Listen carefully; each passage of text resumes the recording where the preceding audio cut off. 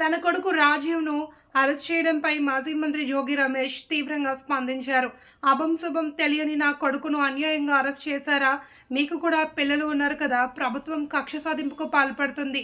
అటాచ్మెంట్లో ఉన్న అగ్రిగోల్డ్ భూమిని ఎవరైనా కొంటారా? మేము అధికారంలో ఉన్నప్పుడు మీపై దాడి చేయలేదు, బలహీన వర్గాల వ్యక్తిని టార్గెట్ చేశారు అని రమేష్ ధ్వజమెత్తారు. అంచెలంచెలుగా ఎదిగాడు, ఒక బలహీన వర్గాల వాడు, ఒక గౌడ కులస్తుడు ఎదిగితే హర్షించాల్సింది పోయి మీరు మా మీద కక్ష కట్టి మమ్మల్ని జైలు పాలు చేస్తే మీరు ఆనందం పొందుతారు.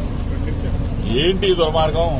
నిజంగా తప్పు చేసుంటే, నిజంగా మా కుమారుడు తప్పు చేసుంటే శిక్షించిన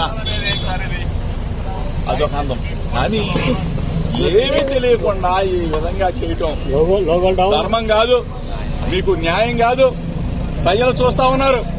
ప్రజాస్వామ్యవాదులారా, ఒక్కసారి